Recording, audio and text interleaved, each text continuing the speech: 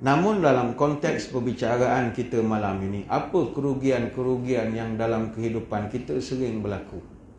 Dalam kitab Al-Fawaid, muka surat 145, dicatatkan satu bab, asyratu asya' dha'i'atun la yantafi' biha. Ada 10 perkara yang sering menjadi kerugian pada manusia. 10 useless matters that benefits no one. Benda yang merugikan manusia ni 10 perkara tanpa kita sedar. Pertama,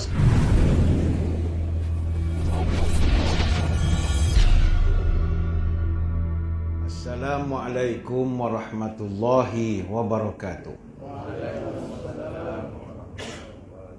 Bismillahirrahmanirrahim. Alhamdulillahi hamdan katsiran tayyiban mubarakan fihi kama yanbaghi li jalali wajhikal karim wa li 'azimi sultanik. Allahumma salli ala sayyidina Muhammadin abdika wa rasulika nabiyil ummi wa ala alihi wa sahbihi wa sallim. Nawaitu ta'alluma wa ta'lim wa tazakkura wa tazkir wa naf'a wal intifa' wal ifadah wal istifadah wal hassa ala tamassuki bi kitabillah wa sunnati rasulih wa du'a ilal huda wa dalalah alal khair ibtigha'a wajhillah wa mardatihi wa qurbihi wa thawabihi. Allahumma inna nas'aluka fahman nabiyyin wa hifzal mursalin wa ilhamal malaikatil muqarrabin. Ya Allah, kami mohon padamu kefahaman para nabi, daya hafalan para rasul, ilhamnya para malaikat muqarrabin. Allahumma aghnina bil ilmi wa zayyinna bil hilmi wa akrimna bit taqwa wa jamilna bil afiyah ya arhamar rahimin. Ya Allah, kayakan kami dengan ilmu-Mu, hiasilah kami dengan kelembutan, muliakan kami dengan takwa, cantikkan kami dengan sihat wal afiat. Terima kasih Yang Berusaha, Tuan Pengacara Majlis, yang saya hormati para pegawai, ahli jatuhan kuasa dan para sukarelawan Surau Al-Ikhlas, Garden Homes, Seremban 2. Tuan-tuan guru, para alim ulama, para habaib, muslimin, muslimat, hadirin hadirat, tuan-tuan, puan-puan, moga sekaliannya sejahtera dalam limpahan rahmah dan barakah. Saya dahului dengan penyataan tahmid kesyukuran sempena dengan hari terbuka Surau Asy-Syakirin ini, Al-Ikhlas ini, dapat kita berkesempatan bertemu bertatap muka pada malam ini. InsyaAllah kita akan bincangkan satu tajuk berkaitan tentang rugi. Sebelum itu, anak Cina memakai singlet pergi ke kedai. Kalaulah tidak, kena jalan berbelit-belit. Tadi dah saya sampai, lewat sedikit ya. Hadirin hadirat sekalian, dalam dunia ni tidak ada manusia yang suka kepada rugi. Tak ada orang yang nak rugi. Kalau tanya kepada orang berniaga, mereka sangat takut kalau teruk sangat mengalami kerugian. Bagi orang berniaga, rugi ni apa? Rugi ni kalau dia ni kurang daripada harga beli ataupun modal, mereka tak dapat untung langsung. Ataupun kurang daripada modal kerana jual lebih rendah daripada harga pokok, maka rugilah mereka. Dan itu bagi orang berniaga satu masalah. Terang bulan menggali ubi digali lagi muda. Kalau tuan tak tahan rugi, jangan berniaga dari mula. Apa bunga tidak bertahankan, itu bernama bunga rampai. Kalau tak pandai ilmu berkedai, habis modal, untung tak sampai. Batang kepaya dibuat tongkat, salah pegang jatuh terlipat. Kalau berniaga tak tengok tempat, modal habis, untung tak dapat. Pusing gasing tangan kidal, tali pendek putus jengkal. Kalau untung campur modal, itu tanda berniaga takkan kekal. Betul, berniaga dengan rugi untung ni dia sangat particular. Dalam konteks kehidupan kita sehari-harian, rugi ni adalah apabila kita tak dapat manfaat ataupun faedah, ataupun kita tak memperolehi sesuatu yang berguna daripada sesuatu perkara. Sebab itu dalam bahasa Arab, rugi ini disebut dengan satu kata kunci, disebut khasara. Dalam kamus Al-Munawwir, khasara ini ada banyak makna. Selain daripada makna rugi, dia juga membawa makna sesat, rosak, binasa, kehilangan, berkurang, hina dan sebagainya. Dalam konteks Al-Quran, perkataan rugi ini ada 60 ayat yang menyebut secara khusus tentang orang-orang yang rugi dengan menggunakan kata dasar ataupun root wordnya khasara. Antara ayat yang menyebutkan secara spesifik surah An-Nazi'at ayat 12, surah Az-Zumar ayat 15, surah Al-Baqarah ayat 27, surah Ar-Ra'du ayat 25 dan ayat 121, surah Al-Ma'idah ayat 30, surah Ar-Rahman ayat 9, surah Al-Mu'minun ayat 103 dan surah Al-A'raf ayat 9. Dan apa yang menarik kalau kita tinjau dalam Quran, kerugian dalam Quran disebut dalam bentuk fa'il, khasirun. Fa'il ini kata nama. Dia bukan dalam bentuk kata kerja, fi'il, ataupun dalam bentuk masdar. Dan itu ada keunikannya. Dan dalam Quran selain daripada perkataan khasara, ada sebanyak 12 ayat lagi yang menggunakan kalimat lain tetapi membawa makna rugi. Contohnya antara yang masyhur adalah perkataan khaba. Contohnya kita melihat dalam surah Taha ada 2 kali. Pertama ayat 61, wa qad khaba man iftara, dan rugilah orang yang mengada-ngadakan kedustaan. Khaba, dia tak gunakan perkataan khasirun, khasran, tidak. Ataupun dalam surah Taha ayat 111, waqad khaba man hamala zulma, rugilah orang yang melakukan kezaliman. Ataupun dalam surah Asy-Syams ayat yang ke-10, waqad khaba man dassaha, rugilah orang yang mengotorkan benda itu. Ataupun dalam surah Ibrahim ayat ke-15, wa khaba kullu jabbarin ani, rugilah setiap orang yang takbur dan bersikap degil. Ini secara umumlah kalau kita nak melihat terminologi perkataan rugi dalam Quran. Namun dalam konteks perbicaraan kita malam ini, apa kerugian-kerugian yang dalam kehidupan kita sering berlaku? Dalam kitab Al-Fawaid, muka surat 145, dicatatkan satu bab, asyratu asya' dha'i'atun la yantafi' biha. Ada 10 perkara yang sering menjadi kerugian pada manusia. 10 useless matters that benefits no one. Benda yang merugikan manusia ni 10 perkara tanpa kita sedar. Pertama sekali, ilmu la ya'mal bihi, knowledge that is not acted on.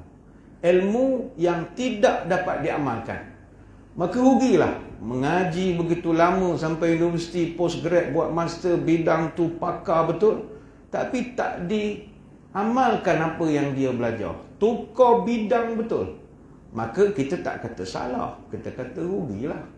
Awak profesional, IR, AR, TS, macam-macam lah jawatan-jawatan profesional, TPR, town planner, semua profesional. ACCA, ada perakaunan dan bagai-bagai, dalam tukar bidang lain. Jadi penyanyi misalnya, jadi masuk berganza sebagai contoh. Kita bukan membicarakan betul atau salah, tapi kita sebut rugi. Itu saja, rugi. Saya percaya tuan-tuan di sini ada bidang belajar lain, kerja lain pula sampai sekarang lain bidang kerja. Tak kata salah, rugi sajalah. Penat kita menghabiskan buat diploma, advance diploma, buat degree, sambung pula masters, tutup kerja lain. Tak salah, rugi saja. Apa lagi? Wa amala la ikhlasu fihi wala iqtida. Amalan yang banyak tapi tak dilakukan dengan ikhlas. The deed that has neither sincerity nor is it based on following the righteous example for others. Kita buat banyak tapi ikhlas tak ada, rugilah. Bukan kata amalan itu Tuhan tolak ke apa, itu bergantung kepada kesudian Allah menerima. Tapi kalau ikhlas tak ada, rugi, buat penat saja. Habis duit puluh ribu pergi ke Mekah, tak ada ikhlas langsung. Show off saja kerja. Tawaf satu pusingan, upload. Sa'i satu laluan, upload. Mana keikhlasan? Orang kalau boleh biarlah tangan kanan beri, tangan kiri pun tak tahu sampai begitu punyalah keikhlasan. Yang ketiga, mala la yunfiqu minhu fala yastamti'u bihi jami'uhu fid dunya wala yuqaddimuhu amamahu ilal akhirah. Apa kerugian yang ketiga? Kerugian pada harta, iaitu harta yang tidak dibelanjakan. Duit ada tak belanja. Dan orang yang mengumpulkan harta itu tak merasa pun bersenang lenang dengan hartanya itu. Dan dia tak dapat pula gunakan hartanya itu untuk bekal hari akhirat. Money that is hoarded as the owner neither enjoy it during the life nor obtains any reward for in the hereafter. Duitnya banyak, dia tak belanja. Ini kita panggil bakhil. Dia kedekut lain. Orang kedekut, duit dia kita tak merasa, tapi dia sendiri bergaya. Cuma kalau minum di kedai, jangan mimpilah dia belanja, dia kedekut. Makan ramai-ramai lepas balik semayang. Ni contoh, bukan sini. Semayang pas, semayang subuh pergi minum teh tarik apa semua, roti canai pagi-pagi. Dia kaya, pencen PTD. Contoh. Duit 54, bukannya sikitnya gaji, bukan sikitnya pencen. Tapi time bayar, dia pergi basuh tangan. Lama betul dia main air. Dia buat bodoh gitu. Datang, dah bayar lah, terima kasih lah Tok Imam. Tok Imam juga membayar. Contoh. Tapi tu orang kedekut. Orang bakhil lain. Kedekut ni dia payah belanja orang, tapi dia bergaya lah. Rumah yang ada taste lah. Rumah dia, kenderaan dia apa semua. Bakhil ni lain. Bakhil ni orang lain tak merasa duit dia. Dan jangan kau orang lain, diri sendiri tak rasa duit dia. Dia tu tak rasa duit dia. Duit dia banyak berkepuk dalam ASB. Dia pakai kereta paling buruk dalam Negeri Sembilan. Bukan di Seremban, di Negeri Sembilan. Dia kereta paling buruk sekali. Padahal ada pencen grade besar. Bila tanya, Ji, kenapa kereta nak jenis ni? Zuhud. Bukan zuhud, bakhil. Rugi semua, duit banyak, pencen dapat lagi jadi bot sana, bot sini. Masih lagi tak belanja duit. Ini mazhab dia dijajah oleh harta dia sendiri. Sayang betul Piramli sindir je golongan bakhil ni. Dia buat cerita labu-labi. Watak toke ni tu namanya Haji Bakhil bin Lebay Kedekut. Dia sindir betul. Kan Haji Bakhil kereta dia buruk. Manisah, anak sendiri minta duit nak beli mesin jahit, demam. Anak sendiri, bukan orang lain. Bakhil. Dia orang merdeka, kalau pergi bank, cocok duit, keluar pada ATM machine, kita bercakap dengan duit. Duit, aku nak mendapatkan kau setengah mati. Kerja pagi, balik petang, kaki jadi kepala, kepala jadi kaki, siang jadi malam, malam jadi siang. Penat aku nak mendapatkan kau, wahai duit. Ini jam sudah cuti, aku mau guna, mau pergi Melaka. Padan muka kau duit. Dia merdeka, dia hambakan duit dia. Tapi orang bakhil tidak. Dia pergi bank cocok duit. Duit tu keluar, bukan dia bercakap dengan duit, duit bercakap dengan dia. Siapa suruh keluar? Masuk balik. Baik bos, masuk. Di mesin sebelah, masuk balik. Duit dia, bukan duit masjid pun. Bakhil. Tapi bila kita tegur, zuhud. Zuhud apa? Bukan duit orang, duit dia. Sebab itu saya selalu nasihat kepada kenaan handai taulan. Tuan-tuan sebelum mati janganlah tinggal harta, menyusahkan orang. Anak-anak kita esok jadi bergaduh. Sabit kita meninggalkan harta tak adalah banyak. Kereta main biji je. Tapi berebutlah adik-beradik. Sampai tak balik raya. Esok kita dah mati berebutlah, susah. Jadi sebelum mati tuan-tuan, clearlah harta benda ini. Belanjalah. Naiklah cruise, pusinglah mana laut, 7 lautan dunia pergi pusing. Lantak. Anak-anak dia dah besar, siapkan rumah dia, cukuplah apa yang ada. Mana rumah boleh tukar nama, Mana hebah-hebah. Jangan bawa harta apa-apa. Belanja, pergilah Venezuela ke mana ke Papua New Guinea ke. Pergilah jalan, bawa ubat satu beg. Jalan je, tak ada masalah. Ubat jangan tinggal, kan meninggal tak terbang, susah.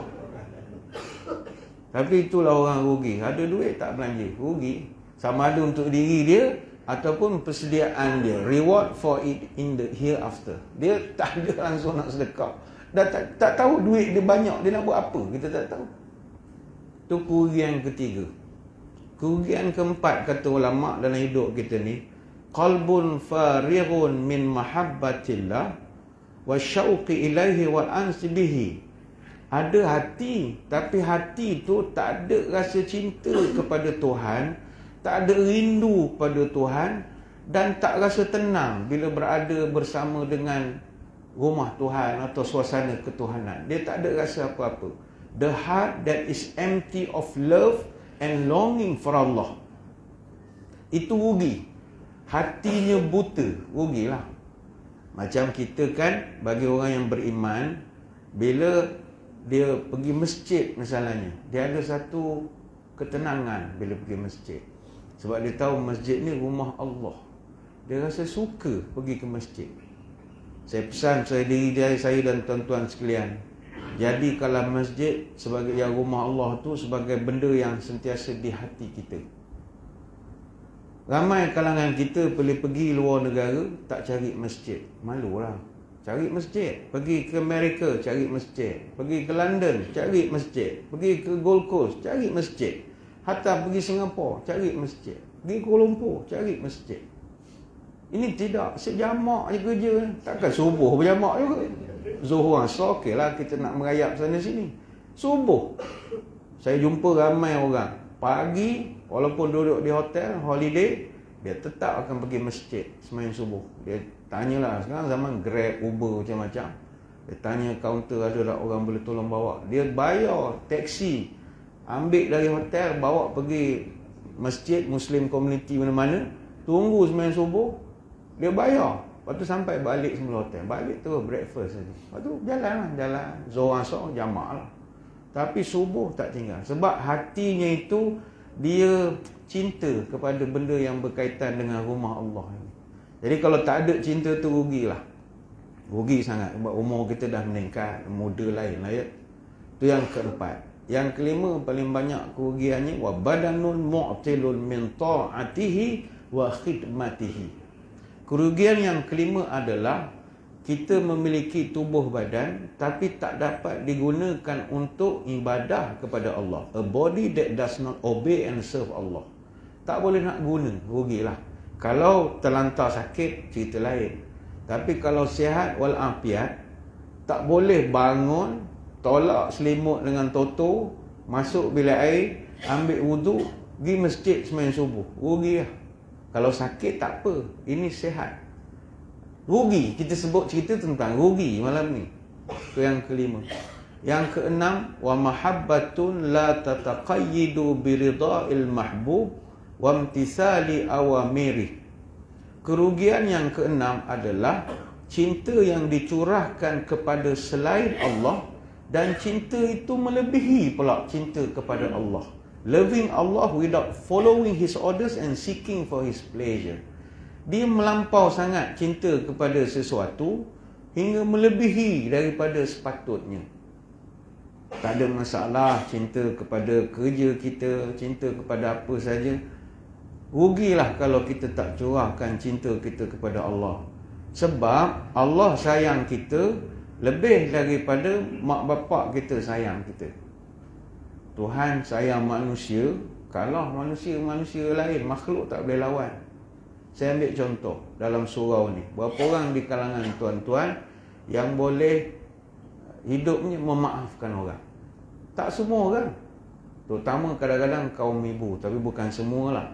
Orang perempuan dia payah. Kalau dia dendam, dia payah nak maafkan. They can forgive but cannot forget. Ada pula begitu. Tak percaya, tanya kepada wanita yang hidupnya dimadukan. Oh, itu memang sentiasa marah. Bukan kita nak merendahkan, tak. Kan orang kata apa ceramah poligami. Dia bukan cerita poligami. Cerita pasal memaafkan. Bukan benda senang. Saya masih jadi kadi dulu. Kadi di Temerloh. Adalah orang nak jumpa buat runding cara. Dia kata dia payah nak memaafkan. Kata saya takkan maafkan suami saya. Dia tipu saya.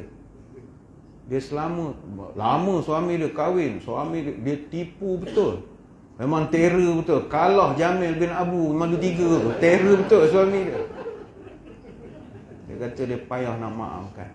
Bayangkan tuan-tuan, suami dia meninggal, suami dia pencen, orang tua lah, meninggal. Dia tak tahu suami dia selama ni ada isteri lain dan ada anak. Terror betul. Macam mana haji ni dulu dia cover lain lah. Kita aduh. Tahu-tahu kat mana? Kat kubur. Tengah dah habis ke bumi, talqin apa semua. Datang perempuan seorang pakai jubah hitam, spek hitam apa semua, muda. Sudah, siapa dia? Bawa anak kecil dia 3 je 2 gitulah. Sudah, semua pandang. Nak kata saudara tak, rupanya madu dia. Tera betul pakcik tu kan naik. Arwah lah masuk dalam kubur dah. Selamat lah dia, tak kena cubit dah. Dah duduk dalam selamat lah. Isteri ni punya marah. Pokok yang tanam bunga tu, dia patahkan. Dalam hati, kalau Pak Haji ni hidup habis ni, nasib baik dah meninggal. Jadi dia memang sedih lah. Yelah, dia sedih meninggal. Tambah pula sedih, dimadukan tanpa dia tak boleh nak tahu langsung. Dia rasa kena tipu. Ini kita, alah kak, sabar je lah, benda dah habis dah, apa gini-gini, maafkan je lah. Payah nak maafkan. Kata, kak gini, kita nak masuk surga ni ada 8 pintu. Salah satu pintu memaafkan. Jadi kalau tak maafkan orang, payah masuk surga. Tak apalah ustaz, surga ada 8 pintu, saya guna 7 kunci sajalah. Yang kunci maaf tu saya tak guna lah. Saya guna kunci sedekah, kunci jihad, haji, apa semua. Yang tu saya tak, memang ada orang tak nak maafkan. Baik, katalah tuan-tuan di sini, siapa boleh maafkan? Daripada 10, ada 50, mungkin separuh tak nak memaafkan. Tanya pula yang 25 orang ni, siapa di kalangan saudara-saudari yang boleh memaafkan dan melupakan? Forgive and forget. Pun tak ramai. Ada orang dia boleh maafkan, tapi tak boleh lupakan. Apa yang dia tipu duit kita, apa semua, kita payah nak lupakan. Maaf, okeylah, aku halal kalau kau tipu aku, kau scam aku. Tapi aku takkan lupa. Jadi daripada 25 orang yang terror memaafkan, belum tentu semua boleh melupakan. Daripada 25 orang yang boleh memaafkan, melupakan, saya ingat dalam 10 orang je yang boleh memaafkan dan melupakan. Tanya pula yang 10 orang yang boleh memaafkan, yang boleh melupakan. Daripada kalangan saudara-saudari yang boleh forgive and forget, siapa dia kalangan saudara-saudari yang boleh memaafkan, melupakan dan menyayangi pula? Saya ingat tak ada orang. Ni dah lebih ustaz, dah lah saya maafkan dia, saya lupakan, nak suruh saya sayang pula, salam je lah. Banyak lagi kerja lain saya nak buat. Itu manusia. Tapi Allah dengan kita, dia boleh memaafkan, melupakan, menyayangi kita tanpa batasan. Punya Tuhan sayang pada kita. Dosa kita bertumpuk-tumpuk. Semayang subuh cerah sangat, semayang asar gelap sangat, tapi sayang juga pada kita. Maka orang yang tak boleh balas kasih sayang ini, rugilah dia. Rugi. Itu yang ke-6. Yang ke-7, kerugian manusia. Wa waqtu mu'tilu an istidraki faritahu au itinami birri wa qurbah. Orang yang tak dapat mengurus masanya dengan sebaik-baiknya. Time that is not spent in expiating sins. Dia tak boleh nak uruskan masa dia untuk nak membuang dosa-dosanya atau mengambil opportunities to do good. Dia tak ambil peluang untuk buat benda-benda baik, rugilah masa. Itu yang ke-7. Yang ke-8, wa fikru yujawwilu fima la yanfa. Akal yang tidak digunakan untuk berfikir sesuatu yang boleh membawa faedah kepada agama dia, kepada bangsa dia, kepada tanah air dia. Ada akal, cerdik, tapi tak dapat digunakan. Cerdik tapi tak beri contribution to the body of knowledge. Tak ada apa-apa. Dia hanya title Dr. TS, IRAR, macam-macam. Tak ada contribution. Rugilah padahal dia cerdik. Bila orang cerdik tidak menyumbang pada sesuatu yang faedah, maka orang-orang bodoh akan ambil ganti tempat kita. Orang bodoh akan jadi jurucakap umat. Sebab orang cerdik tak nak bercakap. Itu yang ke-8. Yang ke-9, wa khidmatu man la tuqarribuka khidmatihi ilallah wa la ta'udu 'alaika bi salahi dunyaka. Rugi yang ke-9 adalah kita berbakti atau buat baik kepada orang yang tidak membawa dia dekat kepada Allah, dan dia juga tak memberi manfaat dalam kehidupan manusia. Rugilah kita buat baik pada dia. Ni jenis kita ulur dia minuman atau makanan, dia gigit tangan kita. Rugilah. Mana buatlah kebaikan pada orang lain yang lebih boleh memberi manfaat. Rugi, kita sebut tentang rugi. Dan yang ke-10 kata ulama, wa khuwifuka wa raja'uka liman nasiyatihi biyadillah wa huwa asbara fi qabdatihi wa la yamliku li nafsihi hazaran wala naf'an wala mautan wala hayatan wala nusyura. Kita takut kepada manusia, sedangkan orang tu tak boleh bawa mudarat pun kepada kita. Tapi kita terlampau takut kepada dia. Dia tak boleh menyebabkan kita mati. Dia juga tidak menjadikan kita hidup. Bukan kerana dia. Kita berjaya kerana kita usaha. Bukan kerana dia kita nak tutang budi luar biasa. Tapi kita terlampau takut pada dia. Rugilah. Rugi. Walau bagaimanapun kata ulama, wa a'zamu hazil ida'ati ida'atani humma aslu kull ida'atu. Walau bagaimanapun, daripada 10 perkara yang merupakan kerugian manusia yang sering berlaku, ada 2 perkara merupakan kerugian yang paling besar sekali, yang merupakan aslu kull ida'atu, yang merupakan sumber asal kepada semua yang tidak berfaedah atau merugikan ini. Apakah dia?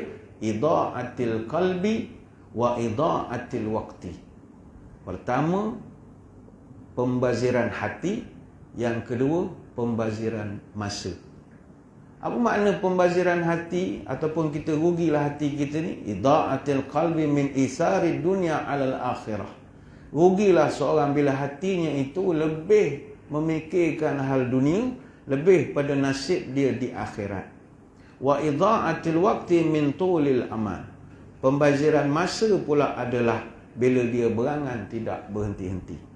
Hadirin hadirat sekalian, saya tidak berniat nak syarah semua panjang huraian kita tentang rugi ini.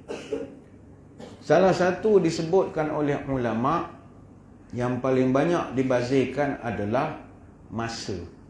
Masa ni benda yang paling banyak dibazirkan dan paling banyak kita rugi. Sebab itu dalam Quran ada satu ayat yang Allah bersumpah dengan masa, iaitu wal asri. Wal asri ni saya ingat semua orang dalam surau ni hafal lah surah ini. Kalau tak hafal juga memang benak betul lah. Wal asri ni pendek sangat tuan-tuan. Wal asri. Ingat Allah Ta'ala dia takkan bersumpah dengan benda yang koman-koman. Dia akan bersumpah dengan benda yang bermakna dan bernilai tinggi. Dia bersumpah dengan masa. Apa sebab? Kerana masalah manusia paling banyak rugi sekali. Tanpa kita sedar, hidup kita ni terlalu singkat dan pantas bergerak.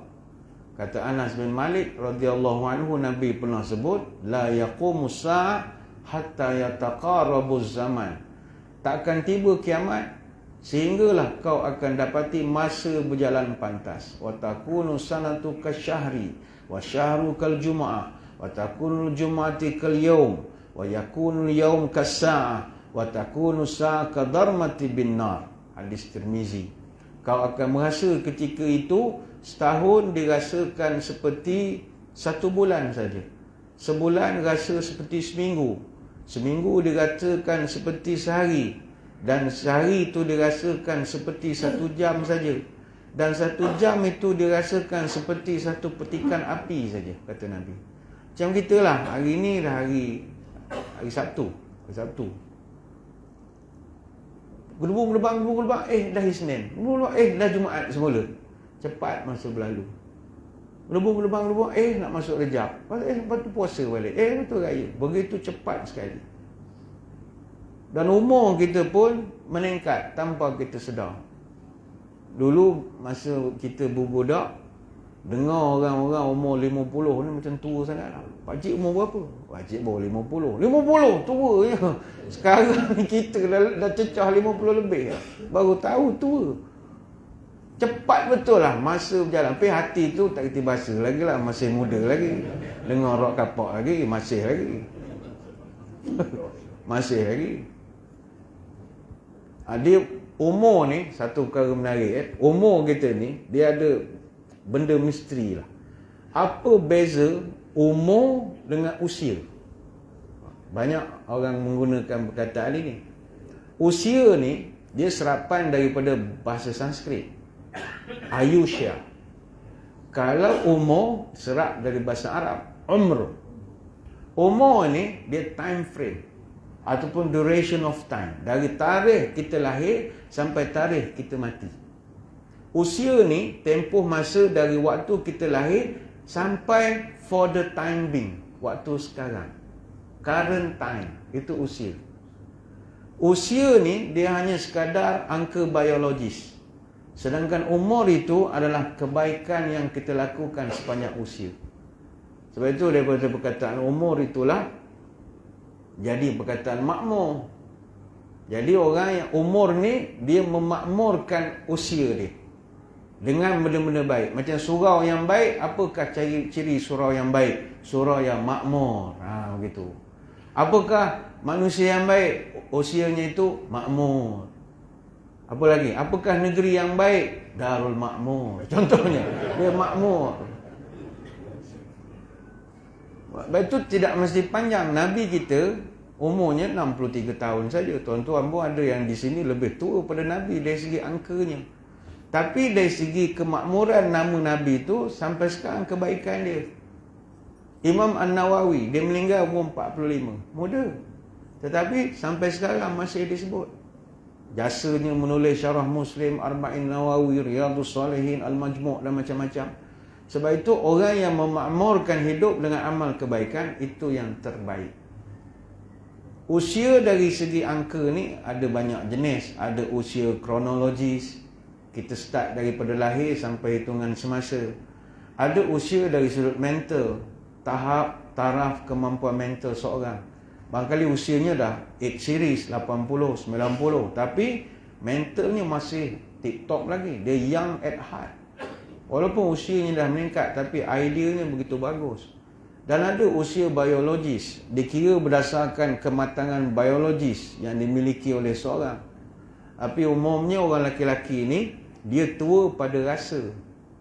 Wanita, dia tua pada rupa. Perempuan, dia tak boleh sorok dia punya tua dia. Tapi lelaki, walaupun muka lah berkedut, tapi rasa muda, dia muda lagi lah. Itu yang payah nak ke masjid, suruh pergi ke Mekah apa semua. Dia rasa dia muda, pada tua lah. Dia tua pada rasa. Lagi tak rasa tua, lagi tu dah tak tua. Cuma satu pesanan, sebut tentang umur ni. Ulama dulu tak suka dia tanya umur, berapa umur. Sebab itu kalau pengurusi majlis ni, tuan-tuan yang selalu jadi MC, janganlah menggatai dengan nak menanya ke ulama berapa umur, nak buat preparation, salutasi. Tidak beradab bertanya umur kepada, ni orang ulama lah, orang ahli setakat ceramah tak tahap tu lagi lah. Ni ulama-ulama. Sebagai contoh, Imam Syafi'i rahimahullah. Ni level Imam Syafi'i lah. Orang pernah tanya dia berapa umur. Barangkali pengurusi majlis kan nak salutasi, dilahirkan di mana. Imam Syafi'i kan lahir kat Gaza kan, lahirkan di Gaza. Imam Syafi'i kata, laisa minal muru'ati an yukhbira ar-rajulu bisinnihi. Kata dia bukan satu sikap yang bermaruah kalau seorang tu menceritakan berapa umur dia. Tidak bermaruah, kata Imam Syafi'i. Imam Malik pun sama. Kalau orang tanya dia berapa umur dia, aqbil ala sya'ni, aku faham soalan kau.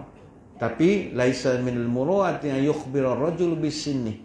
Tapi bukan maruah yang bukan satu bagus seorang tu cerita berapa umur dia. Apa sebab? Li'annahu in kana saghiran istaghfiru wa in kana kabiran istahramu.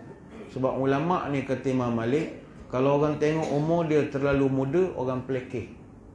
Muda lagi, anak aja 2. Nak cerita pasal rumah tangga, anak baru aja 2, orang pelekeh.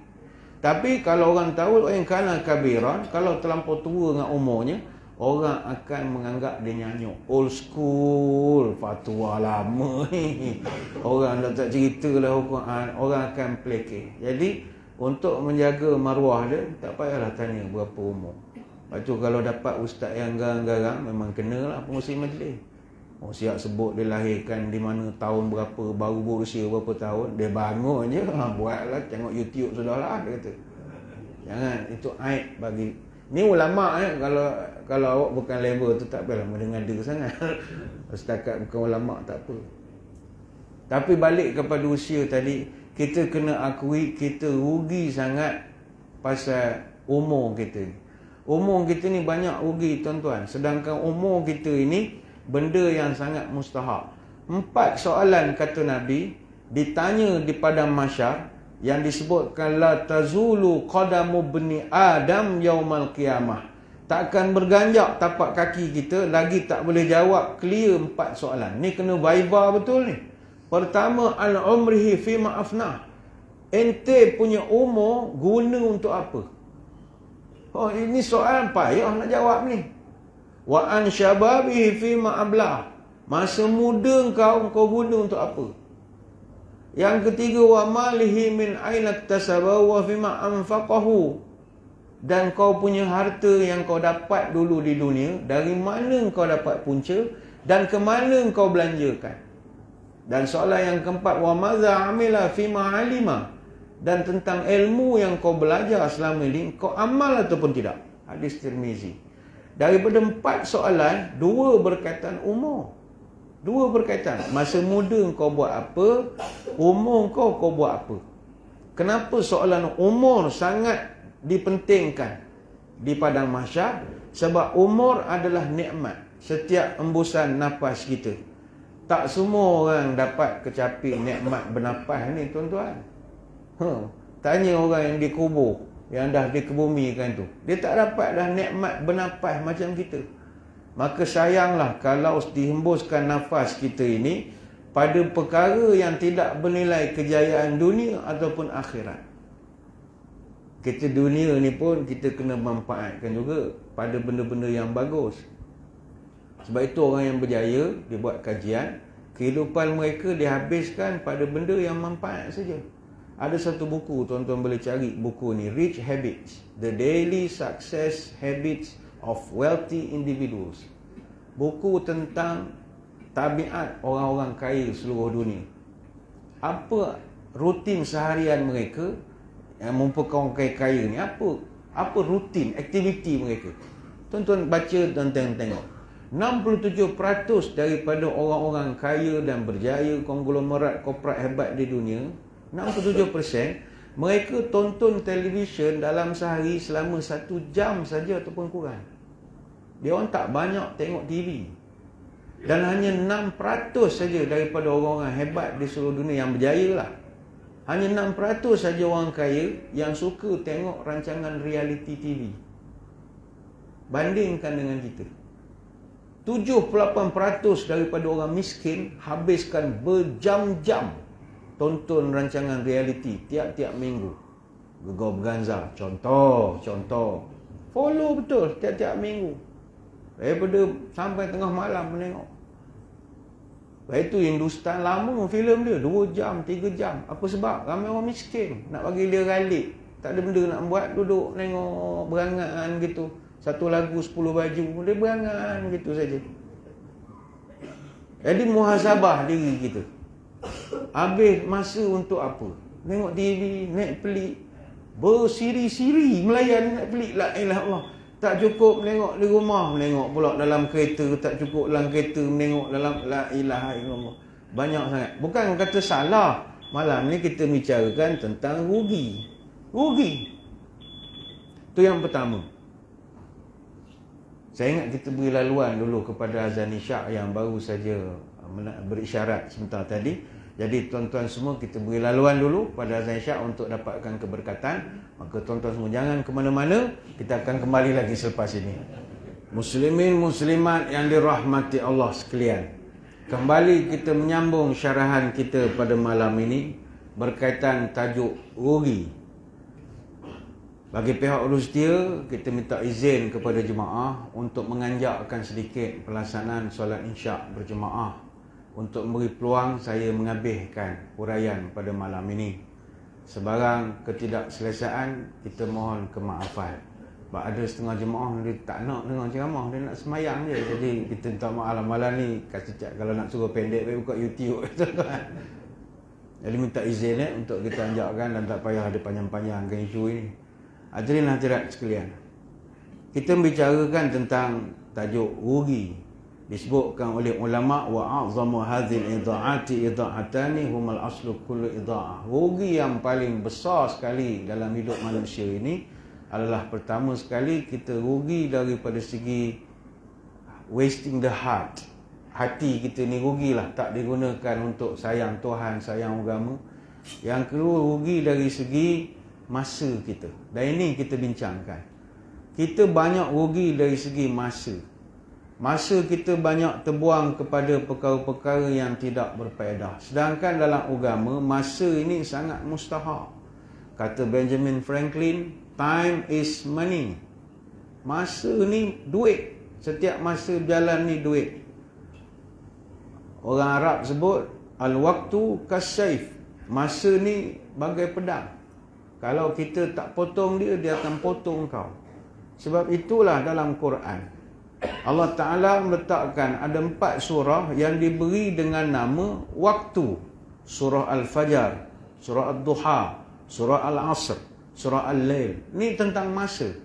Dan bagi kita pula orang Islam sangat disiplin dengan masa. Sebab ibadah kita sangat berkait rapat dengan masa. Semayang kita kait dengan masa. Kita ada time kita semayang. Tak boleh buat awal ataupun terlampau lambat. Tak boleh. Dia ada masa dia. Macam tadi 8.10. Masuk isyak. Ada time dia. Tak boleh pula buat terlampau awal. Contohnya semayang subuh hari esok. Kita balik majlis ni kan dah penat. Kita pun kata kat isteri, abang takut lambat bangun hari esok. Abang nak semayang subuh siap-siap lah malam ni. Dia buat advance. Tak boleh. Dia ada waktu dia. Puasa mesti buat lepas muncul anak bulan Ramadan. Tak boleh kalau tak ada anak bulan tak boleh puasa. Bulan Syaban tak boleh, Rejab tak boleh, kena Ramadan saja. Dan melengok tu pula di tempat kita, bukan di tempat orang. Begitu juga kita nak berbuka, ada masa dia. Tuan-tuan duduk di Seremban 2, tak boleh buka puasa ikut waktu orang Johor Bahru, tak boleh. Johor awal berbuka, kita tak boleh ikut. Dan orang, misalnya orang Perlis, dia tak boleh buka ikut azan dalam TV1, tak boleh. Sebab dia lambat, dia tak sambung dengan Kuala Lumpur. Dia masa pun ada tempat dia. Nak bayar zakat fitrah, ada masa dia. Iaitu sebelum daripada semayang raya didirikan. Nak sembelih korban, buat selepas khatib turun mimbar. Penentuan raya, ada masa dia. Manasik haji, wukuf, hari apa, semua ada kiraan. Jadi umat Islam dilatih untuk peka dan pentingkan masa. Sebab itu orang Islam dia tak boleh buang masa, rugi. Time is ticking. Apatah lagi life expectancy di Malaysia ni tak banyak. Dalam kajian, lelaki di Malaysia life expectancy dia 73.2 tahun saja. Orang perempuan 77.6 tahun. Ini maksud saya 73.2 tahun normal manusia. Mungkin kita boleh lepas daripada 75, tapi banyak baring pada berjalan. Ada orang 80 tapi baring ya. Itu tak kira. Kita ikut yang normal kehidupan. Boleh berjalan, boleh apa, boleh. 73.2 tahun. Maknanya total life expectancy di Malaysia 75.3 tahun. Kita duduk ranking ke-71 dalam world life expectancy. Tak banyak. 73 tahun tak banyak. Tuan-tuan yang dah umur 60, dah umur 70. Berapa tahun saja tinggal lagi? Artinya kita masa tak banyak. Dan dalam masa tak banyak, kita habiskan pula masa kita dengan benda-benda yang tak bernilai faedah. Sebagai contoh, ada satu kajian dibuat. Kalau daripada kita kecil sampai umur 75 tahun, tanpa kita sedar, kita dah habiskan masa selama itu 26 tahun saja untuk tidur. Dengan nisbah 8 jam setiap kali tidur. Dan kita habiskan masa 3 tahun untuk bergolek nak tidur saja. Kita habiskan masa 8 tahun 4 bulan untuk menonton televisyen saja.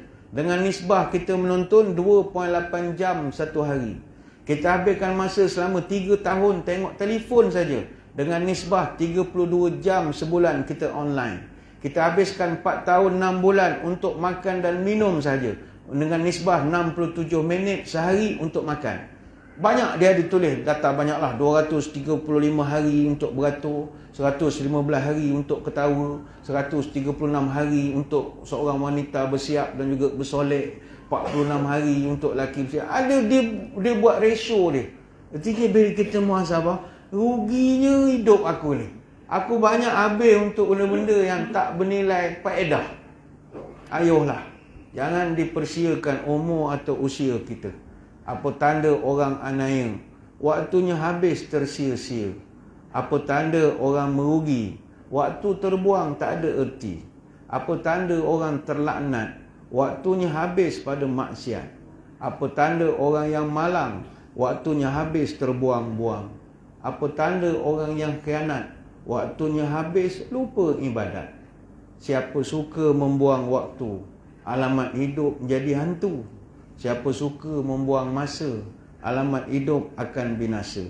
Siapa suka berlalai-lalai, alamat keluarganya akan tergadai. Siapa suka bermalas-malas, seumur hidup hutang takkan lepas. Kalau waktu tidak diingat, binasalah hidup dunia sampai akhirat. Justru tuan-tuan, hargailah masa.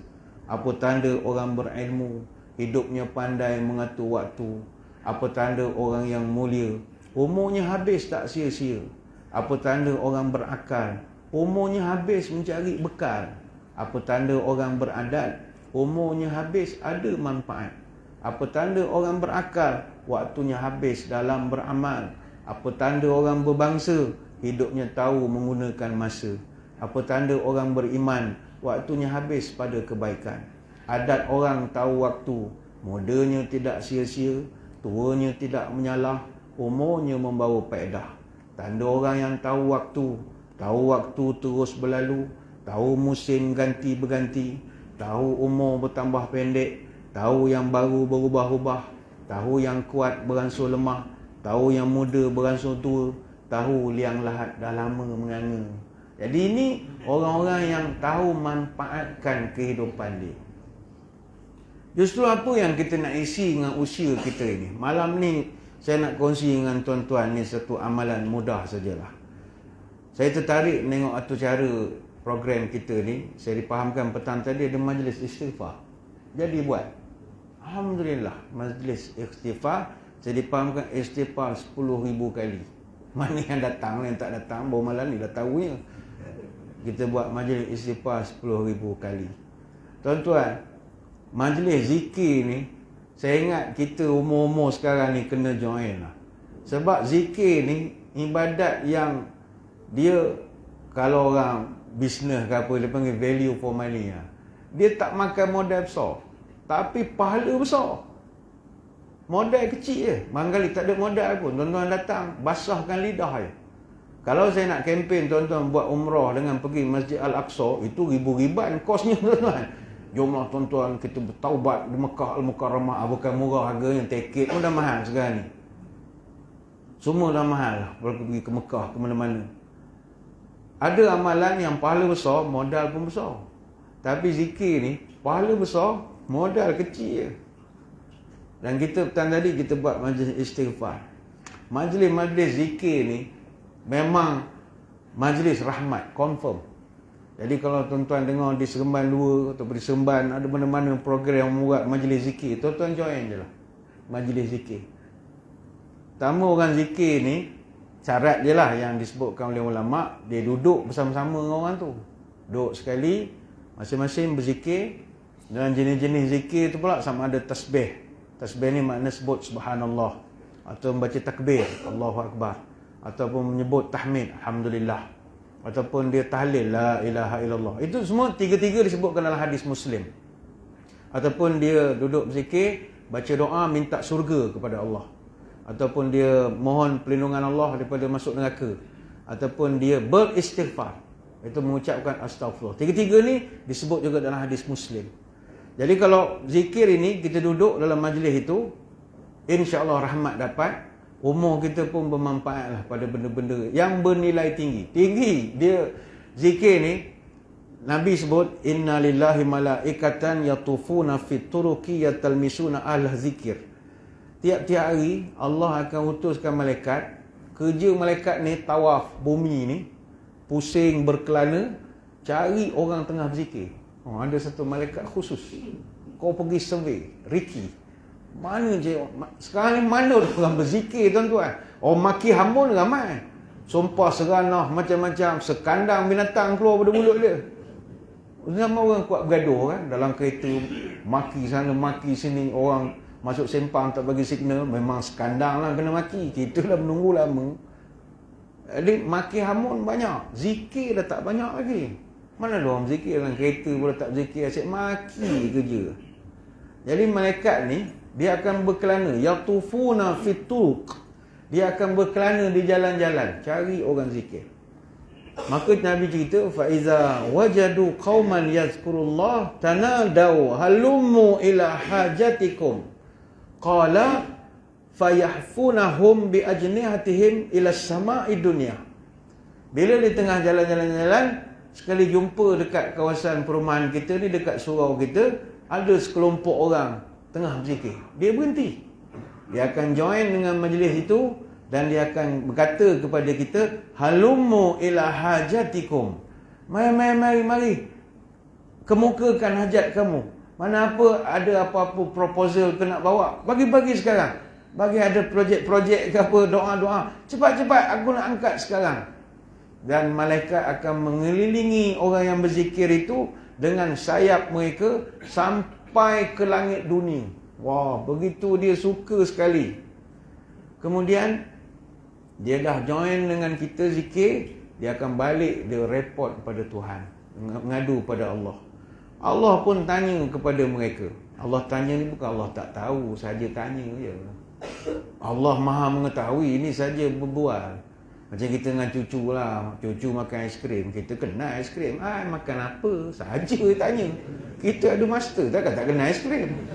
Saja tanya je. Tuhan pun qala fayas'aluhum rabbuhum wa huwa a'lam. Tuhan pun tanyalah kepada malaikat, padahal Allah tahu. Allah tanya, ma yaqulu ibadi. Tadi kau jalan-jalan majlis zikir, kau jumpa ke hamba aku yang berzikir? Kata malaikat, qalu yaquluna yusabbihunaka wa yukabbirunaka wa yuhammidunaka wa yumajjidunaka. Wahai Tuhan, tadi kami jumpa ada satu kelompok jemaah dalam surau. Mereka mengucapkan subhanallah, dia membaca Allahu Akbar, dia membaca Alhamdulillah. Mereka mengagung-agungkanmu, wahai Tuhan. Qala fayaqulu hal ra'auni. Dia orang ni, Tuhan saja tanya malaikat lah, dia orang ni pernah tengok aku ke? Yang dia orang sampai menyebut-nyebut ni. Jawab malaikat, la wallahi ma ra'auka. Demi Allah, mana ada manusia pernah tengok Tuhan. Tak pernah tengok apa rupamu, ya Allah. Tuhan pun tanya lagi, kaifa law ra'auni. Engkau agak-agak lawan malaikat, kalau lah dia orang nampak aku, macam mana agak reaksi dia orang? Tuhan tanya macam excited sangat. Kalau dia orang boleh nampak aku, agak apa jadi pada dia orang? Kata malaikat, law ra'auka kanu ashadda laka ibadatan wa ashadda laka tamjidan wa tahmidan wa aktsara laka tasbihan. Wahai Tuhan, kalaulah manusia ni boleh nampak muka Tuhan, muka Allah, nescaya lebih ganas lagi zikirnya itu, lebih kuat lagi dia punya tasbih, tahmid, takbir, lagi syok lagi semangat lagi. Sedang tak nampak tu pun dah semangat, kalau nampak lagi semangat. Tuhan tanya lagi, fama yas'aluni. Tadi dia orang minta apa? Tuhan tahu, saja tanya je. Dia orang minta apa ramai-ramai tadi? Jawab malaikat, yas'alunakal jannah. Dia minta surga. Macam-macam doa dia baca minta surga. Tuhan tanya lagi, wahal ra'auha. Dia orang ni pernah tengok ke surga sampai beria sangat minta tu? Kata malaikat, la wallah. Mana pernah tengok surga? Tuhan pun tanya, kalau dia orang fakaifa law annahum ra'auha. Agak-agak engkau lah wahai malaikat, kalau yang geng-geng zikir ni pernah tengok surga, apa reaksi dia orang? Jawab malaikat, asyadda 'alaiha hirsan wa asyadda laha talaban wa a'zama fiha raghbatan. Wahai Tuhan, kalaulah ahli-ahli zikir ni pernah tengok surga, tahu cantik macam mana surga, nescaya lebih lagi dia berdoa, lebih semangat lagi, minta lagi tinggi keazaman dia. Itu tara tak nampak pun dah minta, kalau nampak lagi lah, power lagi dia berdoa, wahai Tuhan. Tuhan tanya lagi, famimma yata'awwazuna, apa yang dia minta jauh daripada aku, apa yang dia minta aku selamatkan dia orang. Ringkas cerita, malaikat kata dia orang doa bagi nak gerak, minta jauh pada neraka. Tuhan tanya, dia orang pernah tengok ke neraka? Mana pernah tengok neraka? Kau agak-agak kalau dia orang pernah tengok macam mana law ra'awha kanu ashadda minha firaran wa ashadda laha makhafatan. Kalaulah dia orang pernah tengok neraka, nescaya lebih ganas lagi doanya itu, wahai Tuhan. Kemudian apa titah perintah Allah? Fayaqul fa ushhidukum anni qad ghafartu lahum. Wahai malaikat, aku nak engkau semua menjadi saksi, aku dah ampunkan kesalahan semua yang duduk dalam surau tu tadi. Aku ampun semua, hapus kira semua dosa. Tiba ada satu malaikat potong lain. Yaqulul malakul minal malaikat fihimul fulanun laysa minhum annama ja'a li hajatin. Wahai Tuhan, saya nak report. Tadi yang datang zikir ada 50 orang. Tapi ada satu tu dia datang, dia tak join zikir. Dia tumpang surau, charge telefon saja. Contoh bukan ayat malaikat ni. Li hajatin, dia ada hajat. Dia bukan nak zikir. Yang malaikat punya ayat tu ja'a li hajatin. Dia datang dengan satu hajat lain. Kebetulan singgah. Mana dia bukan purposely nak zikir. Dia ada hal dia. Mungkin nak pergi toilet. Jadi dengar orang zikir, dia dengar sekejap. Betul, bateri tak ada, charge telefon. Sambil telefon, main WhatsApp, dengar orang zikir. Tapi dia main telefon, dia tak zikir pun. Dia buat hal dia saja. Jadi orang tu nak kira macam mana, wahai Tuhan? Nak ampun sekali ke? Lupus kira juga ke? Apa respon Allah? Humul julasa'u la yashqa bihim jalisuhum. Orang yang join duduk tu pun kita kira sekali. Sebab mereka tak akan mendapat kecelakaan apabila join dengan ahli zikir ini. Tuan-tuan, ini hadis Bukhari. Dan lafaz yang saya sebut tadi lafaz dari Imam Muslim. Jadi ini yang saya sebut, zikir ni amalan besar pahala, tapi modal sikit sangat. Tak pakai modal pun, duduk join je. Tapi jangan lepas ni majlis zikir semua charge telefon. Saya dengar ceramah ustaz tu, orang charge main telefon pun jangan, rugi lah sikit. Bagaimana tuan-tuan masuk surga, lambatlah sikit belakang. Orang yang tu duduk depan lah, kita lambat sikit.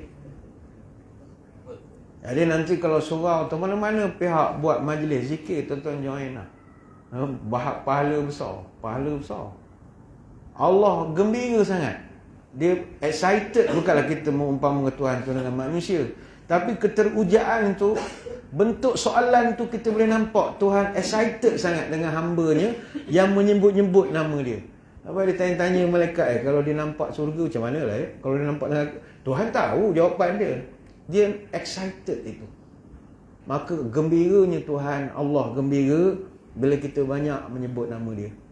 Maka inilah manfaat umur. Sebab itu Nabi SAW kata para ulama, dia ada 7 sunnah yang dia tidak tinggal. Yang bagi kita yang jadi pecinta Nabi ni, jangan tinggal 7 amalan ini. Pertama, Nabi tak tinggal tahajud. Tahajud ni optional lah. Mungkin ada yang larat, ada yang tak larat. Tahajud ni sembahyang tengah malam. Kita jangan tengah malam, tengah hari pun susah nak sembahyang tengah. Zuhur tak datang masjid lah, panas katanya, sembahyang tengah malam lagi lah mengantuk. Yang kedua, jaga air sembahyang. Ni pun susah nak jaga. Sebab kita isteri romantik kan, nak peluk kerja, payah betul. Bukan isteri tu meluk, kita tu nak meluk kerja. Yang ketiga, sembahyang duha. Ini boleh lah, sembahyang duha. Sebab kita pagi-pagi kan, dah pergi office, sembahyang duha. Oh, dah pencen lagi lah, bolehnya. Yang keempat, baca Quran tiap hari. Oh, ini elok jadi keamalan. Yang kelima, tidak meninggal jemaah di masjid. Kalau tak mampu waktu lain, subuh. Sebab subuh tak ada alasan orang tak datang sembahyang. Sebab dia tak ada jamak. Dia tak ada geng untuk dijamakkan. Maghrib Isyak mungkin kita jamak, musafir, asar, zuhur. Tapi subuh ni kena pergilah, berjemaah di masjid. Yang keenam, bersedekah setiap hari. Tak mesti banyak, tapi konsisten. Dan yang ketujuh yang Nabi buat, beristighfar setiap masa. Nabi tak tinggal istighfar. Nabi pernah sebut, wallahi inni la astaghfirullah wa atubu ilaihi fil yaumi aksar min 70 marrah. Demi Allah, kata Nabi, aku sehari tak kurang 70 kali aku minta istighfar. Aku sebut istighfar, minta ampun dengan Tuhan. Hadis Bukhari. Jadi bila kita boleh buat tadi 10,000, ini champion betul lah. Nabi tak kurang 70 lah istighfar. Malam ni pun sebelum kita tidur, istighfar. Dan istighfar terbaik adalah Sayyidul Istighfar. Dia istighfar ni dia ada level-level dia. Istighfar yang biasa Astaghfirullahalazim tu biasa lah. Dia ada yang level yang tinggi. Dia panggil Sayyidul Istighfar, antaqula Allahumma anta rabbi la ilaha illa anta khalaqtani wa ana abduka wa ana ala ahlika wa wa'dika mastata'tu a'udzubika minasy syarri ma sana'tu abu'u laka bi ni'matika alayya wa abu'u laka bi dhanbi faghfir li fa innahu la yaghfiru dzunuba illa anta. Ini hadis Bukhari, bukan rekaan. Siapa yang baca Sayyidul Istighfar ini ada kelebihan dia. Apa kelebihan dia? Man qalaha minan nahari muqinan biha famata min yaumihi qabla an yumsiya fahuwa min ahlil jannah.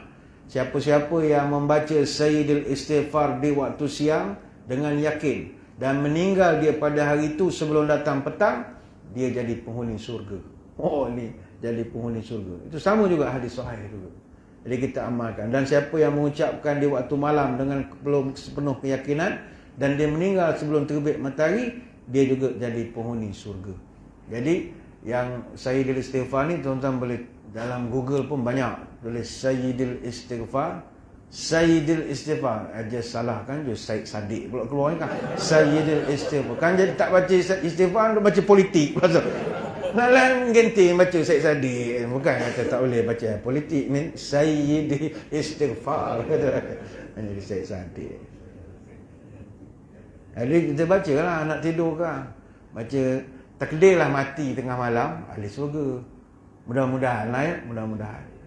Jadi kita banyaklah kalau nak cerita tentang fadilat zikir istighfar ni kan panjang pula, tajuk hilang, tajuk ugi kita. Tapi yang saya maksudkan ini yang kita nak mengisi kehidupan kita dengan amalan-amalan yang sikit tapi fadilatnya besar. Dalam konteks istighfar ni saya pesan pada diri saya dan tuan-tuan, jadikanlah satu amalan. Dia modal sikit sangat. Istighfar dia, astaghfirullahalazim, astaghfirullahalazim, astaghfirullahalazim, astaghfirullahalazim. Tapi manfaat dia banyak. Manfaat dia pula bukan ukhrawi saja, duniawi. Ada beberapa cerita, izinkan saya mohon kongsi dengan tuan-tuan. Ada satu kisah istighfar seorang pembuat roti. Cerita sedap dia ni. Ni berlaku di zaman, ni dalam cerita ni dalam kitab Sifatus Safwah. Sifatus Safwah Ibn Jauzi, dia mencatatkan kisah Imam Ahmad bin Hanbal. Imam Ahmad bin Hanbal ni pengasas mazhab Hanbali. Imam Ahmad bin Hanbal ni orang alim. Tapi dia ni walaupun orang alim, dia ni tawaduk, dia zuhud, dia tak suka populariti.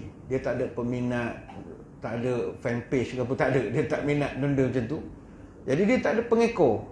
Dia pergi ke mana-mana, orang tak kenal dia. Dia sangat humble, dia humble. Menyebabkan bila orang tak kenal dia, kadang dia pun orang layan macam orang biasa. Sedangkan dia ulama besar. Jadi dia satu cerita, kata Ibn Jauzi, dia pergi ke sebuah kampung. Ada masjid. Kampung tu pegang mazhab dia, mazhab Hanbali. Tapi orang tak tahu dia imam besar. Dia datang semayang apa semua. Dia merantau, dia suka berjalan. Habis semayang, dia tidur dalam masjid. Datang AJK, halau keluar. AJK tak tahu ni Imam Ahmad bin Hanbal. Imam Ahmad pun tak adalah nak tanya, awak kenal saya siapa? Tak ada, dia tak guna ayat-ayat begitu. Dia suruh keluar, dia keluar. Keluar masjid, jalan nak cari mana nak pot malam ni tidur ni. Tiba ada penjual roti. Dia pun on the way balik rumah dah, habis tutup peniaga dah. Orang peniaga kan mulut ringan, ramah. Tengok orang lain sikit, encik ni bukan orang sini, ni datang dari mana malam-malam ni? Saya datang merantau nak cari tempat tidur. Wah, sini tak ada penginapan nak tidur. Itulah saya tidur di masjid. Orang AJK suruh keluar pula. Pakcik wajah roti, orang kata JK lantikan baru memang garang-garang sikit. Orang dulu-dulu tu okey je, yang baru punya ni lain macam sikit. Sesi baru ni memang garang muka. Ni cerita zaman dulu lah ni. Tak apalah cik. Dia pun tak kenal ni Ahmad bin Hanbal. Cik tidur rumah saya je lah. Tidur rumah saya je. Oh, terima kasih lah dia pun ajak. Sepanjang perjalanan Imam Ahmad bin Hanbal tengok pakcik penjual roti ni sepanjang jalan nak pergi ke rumah dia, mulutnya kumat kamit baca. Tapi tak tahulah baca apa. Sampai di rumah mulutnya baca je. Zikir apa tak tahu. Dia pun siapkan tempat tidur. Sebelum tidur, Imam Ahmad minta maaf, dia tanya. Pakcik minta maaf, nanya. Sepanjang jalan saya tengok mulut kumat kamit baca zikir. Baca apa tak dengar? Kongsilah sikit. Oh, tuan, saya ni suka istighfar. Astaghfirullahalazim, astaghfirullahalazim, astaghfirullahalazim. Muhammad tanya, oh, bagus tak amal istighfar ni? Bagus sangat tuan, doa mustajab. Oh ya ke doa mustajab? Saya setakat ni doa insya-Allah mustajab. Semua ke doa mustajab? Tak semua jugalah. Ada juga doa yang masih belum mustajab lagi. Apa doa yang belum mustajab lagi? Saya doa pada Allah, biarlah Imam Ahmad bin Hanbal tidur rumah saya sekali. Tapi tak mustajab lagi, agak mengarut agak doa tu ya. Dia bukanlah kenal kita. Terkejut Imam Ahmad. Pakcik, saya lah Ahmad bin Hanbal. Menangis pakcik tu. Maknanya doa saya semua mustajab. Benda yang kita tak sangka. Tuan-tuan pernah tak berdoa, kita minta lah Ustaz Somad tidur rumah tuan-tuan. Rasa macam ngarut lah Ustaz Somad. Hujung tahun ni datang Malaysia kan, bulan 12 ni. Kita minta lah tengok iklan ceramah di mana ceramah. Kita minta lah dia tidur rumah aku kan. Bagi kita mengarut. Tapi mungkin sebab kita doa istighfar banyak. Mana tahu tiba tahap mimpi tidur rumah kita. Tuan-tuan kereta Alphard rosak depan rumah dia, rumah kita rosak. Tengok kenapa Alphard rosak. Tengok Ustaz Somad keluar. Rosaklah tayar, rosaklah. Ustaz, tidur rumah saya dulu Ustaz. Kita tak tahu, unsangkerable. Unsangkerable. Sama juga cerita Hasan Al-Basri. Imam Al-Qurtubi menyebutkan daripada Ibn Syubeh. Hasan Al-Basri ni orang pernah tegur dia. Dia ni apabila datang orang minta kaunseling, mengadu masalah, kemuskilan apa, dia layan macam acuh tak acuh lah. Dia tak beria. Contohnya orang datang mengadu, wahai tuan guru, kampung saya ni kena kemarau. Tolonglah tuan, apa yang perlu saya buat? Apa jawab Hasan Al-Basri? Awak istighfar je. Baca astagfirullah. Itu je solusi dia. Saya nak kongsi dengan tuan-tuan amalan ini. Maklumat saya belum dapat secara rasmi lagi. Kita PBB telah mengisytiharkan 2025 kita akan menghadapi kemarau panjang. Tahun 2025, dan di Parlimen pun dah dibincangkan benda ini. Saya diminta juga oleh beberapa orang senator semua, buatlah bahan pada masyarakat untuk buat persediaan. 2025 kita akan dijangka dunia mengalami masalah global lah dari segi cuaca ni. Kita akan kemarau panjang, kemarau bertahun-tahun, akan menjejaskan banyak daripada segi bekalan makanan. Jadi food security kita akan terjejas. Banyak negara tak akan eksport lagi lah bahan-bahan makanan pada kita, sebab dia pun untuk negara dia pun tak cukup. Jadi kepada rakyat diminta untuk start belajar-belajar lah menanam apa yang patut di keliling rumah itu. Padi pun tanam dalam pasu lah, boleh belajar tuan-tuan. Kena tanam lah, kita kan tak boleh tak makan nasi, sebu perut. Patutnya belajar lah makan daun ke apa ke. Tapi kalau dah kena tu, ada masa sikit lagi lah. Jadi ni lain tahun lah, dia ada maklumat terperinci tapi saya tak dapat lagi. Cuma peringkat awal ni, kita bersedialah 2025 ke atas akan berlaku kemarau yang agak panjang. Dan ini data telah dikeluarkan oleh banyak agensi kerajaan lah, perubahan cuaca ini. Tapi kalau tanya saya jawab cara Hasan Al-Basri je. Macam mana Ustaz nak buat? Istighfar. Banyak istighfar. Banyak istighfar ya. Ada orang datang mengadu pada Hasan Al-Basri. Tuan Guru, kami ni lama kahwin, tak ada anak. Tolonglah doakan dapat anak. Ente istighfar saja. Apa kata? Pendek yang jawapan dia. Ada pula orang datang mengadu lagi. Tuan Guru, saya buat tanam pokok buah-buahan apa dekat kebun. Tapi kebun saya tak menjadi, air tak masuk, tanahnya kering. Macam mana nak buat Tuan Guru? Ente istighfar sajalah. Lepas tu pergilah report pertanian ke apa gedak, dia suruh istighfar dia. Minta istighfar sajalah. Sampai ke Rabi' bin Syubeh, dia ni ulama, dia heran. Dia pun tegurlah secara baiklah kepada Hasan al-Basri, Syekh, entah tak boleh begitu Syekh. Orang nak jumpa entah susah. Bila dah dapat jumpa cerita masalah, entah jawab sebagai ya, istighfar tak boleh lah gitu. Lepas tu Hasan al-Basri jawab, entah nak suruh anak jawab apa? Yalah jawablah panjang sikit. Kawan tu jawab, saya jawab itu bukan jawapan peribadi saya. Jawapan itu adalah jawapan Allah. Kok mana pula Allah pula menjawabnya? Faqultu astaghfiru rabbakum innahu kana ghaffara yursilis samaa'a 'alaikum midrara wa yumdidkum bi amwalin wa banina wa yaj'al lakum jannatin wa yaj'al lakum anhara. Allah Ta'ala sebut dalam surah Nuh ayat 10 sampai 12. Hendaklah kamu mohon ampun pada aku, makna istighfar.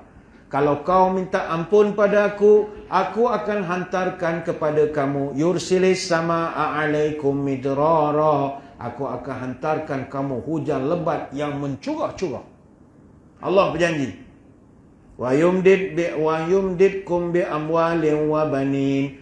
Yang kedua, kalau kau minta ampun pada aku akan beri kepada engkau banyak harta kekayaan serta anak beranak yang berpinak-pinak, anak pinak yang banyak, kata Allah Taala. Wa yaj'al lakum jannatin wa yaj'al lakum anhara, dan aku bagikan kamu kebun-kebun tanaman yang subur dan ada air yang mengalir di dalam kebun-kebun itu. Jadi kata Hasan al-Basri, bukan saya yang jawab, Allah. Jadi apa juga masalah dunia ni, istighfar. Tuan-tuan tak boleh start kereta. Allah. Astaghfirullahalazim. Astagfirullah, ya Allah, kalau aku ada kesalahan, dosa-dosa, ampunkan aku ya Allah. Try lagi. InsyaAllah hidup. Tapi yakin lah. Yakin lah. Semua benda istighfar ni banyak manfaat. Jadi ni sebahagian lah tuan-tuan hadirin hadirat sekalian, perkara-perkara yang boleh kita amalkan untuk menjadikan kita ini sebagai terisilah umur usia kehidupan kita dengan perkara yang bermanfaat dan tidak merugikan. Balik kepada wal as, demi masa semua manusia itu rugi kata Allah, kecuali pertama orang beriman dan orang yang banyak buat amal soleh, dan mereka yang ketiga amal makruf nahi mungkar. Tapi amal ma'ruf itu mesti ditegakkan di atas dua paksi yang mustahak, atas dasar kebenaran dan atas dasar kesabaran. Artinya kalau kita nak berjihad, berjuang, ajak orang kebaikan, mesti atas kebenaran, ilmu yang benar, dan mesti sabar. Sekarang ni ramai orang beriman, beramal bagus, tapi berdakwah tidak sabar. Kalau boleh nak ceramah, hari ni ceramah, terus pelacur jadi ustazah. Tak boleh. Dakwah ni kena sabar. Sabar. Bukan hari ni ceramah, esok terus jadi baik, semua daftar pergi Mekah pula ke? Tak. Lambat prosesnya. Dan mesti atas dasar kebenaran. Bukannya hearsay, bukan atas sentimen, mesti argument. Dan mesti sabarlah. Contoh saya selalu tegur, nak tegur orang, kita nak memboikot misalnya. Bagus, teruskan. Tapi andai kata ada orang memilih untuk tidak boikot, jangan pula kita, oh ni bahasa kafir ni, tak kerti bahasa. Ni Yahudi, jangan gitu. Sabar. Dakwah kena sabar. Tak boleh, oh ni bahasa keturunan Yahudi, jangan gitu. Jangan, tu hulu kita panggil, berlebih-lebihan dalam berdakwah, tak boleh. Jadi orang tak nak ikut, kita kena banyak sabar. Sabar itu subur. Enggak sabar, masuk kubur. Banyak sabar. Tawassaw bil haq wa tawassaw bis sabr. Tuhan suruh sabar tu Musa. Jangan marah-marah ketika, kalau tak kita jadi orang yang rugi saja.